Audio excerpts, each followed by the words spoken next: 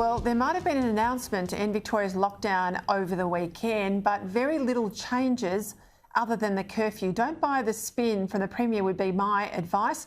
But let's bring in two familiar faces to take you through the reality behind yesterday's announcement from the Premier. Joining me now, the founder of the Lucas Group of Restaurants, Chris Lucas, and owner of Doherty's Gym, Tony Doherty. At least restaurants in part are opening, but Tony, your sector, gyms, we talk about mental health, you've been closed for much of the year. How angry are you at being left off the Premier's roadmap? Very disappointed, Peter. We've been closed 357 days in total today. So next year we'll be able to celebrate it's a whole year of being closed. And, you know, after lockdown number 5, we opened the same day as pubs and restaurants. Nothing's changed with science. There was no community transmission, and it's very disappointing we've been left off. And, you know, people are doing it really, really hard, and their mental health is suffering. Chris, why is COVID, which is a global phenomenon, being treated differently in New South Wales than Victoria? You've got restaurants in both Sydney and Melbourne. Why the huge difference in what the restrictions looked like coming out of lockdown? Well, it's simply got to do about politics, Peter. There doesn't seem to be any other logical answer. We've got a Premier down here that is constantly focusing on the polls and the spin, and in New South Wales they've got a Premier and a government that's focused with getting on and opening the economy, and I don't think there's any other answer. None of this makes any sense. Why gyms and retail are not open, and why restaurants can only have 20 people. I'm not so sure where they arrived at the number of 20 people. I don't know. It certainly wasn't from our industry. We had asked for a 1 for 4, which is exactly what we got in New South Wales. And we've had no dialogue. And again, we've been kept in the dark. And, you know, at the end of the day, I'm not so sure where we're heading with all this. You know, it's a bit of window dressing, really. And I feel sorry for people like Tony.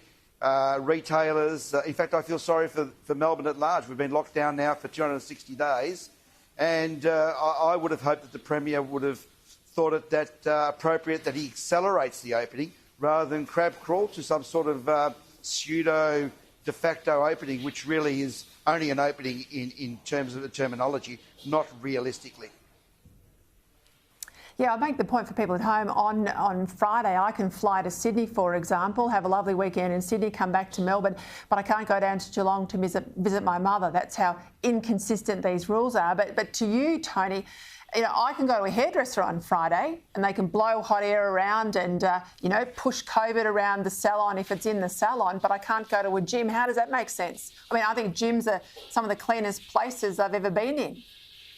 It makes no sense at all. I mean, as I've said to you before, Peter, we're in the hygiene business. We know what we're doing. And like Chris said, how they come up with a number like 20. I mean, some gyms are the size of a cupboard and some are the size of a Bunnings warehouse. So 20 doesn't make sense. And it's the same with a restaurant. If you've got a 300-seater, well, 20 is nothing. And if your restaurant's the size of a cupboard, then you can't socially distance. So it should be one person per 4 square metres, just like we did last time. And it worked. What changed? Nothing changed. And people are really, really desperate. And let's think about it. The vaccination rate last time when we opened was about 40%.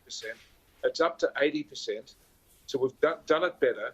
But the other thing that helps people with disease is health and fitness and clean eating. So beyond the mental thing, there's the physical side of it that the government completely ignores. Chris, what's your message to the Premier? Well, I just think that we've been locked down longer than any other city in the world, and I think it's incumbent upon the Premier to do away with the politics. Look, this crisis is, as far as I'm concerned, and as far as I think 6 million Victorians are concerned, is at the tail end. Let's get on with opening.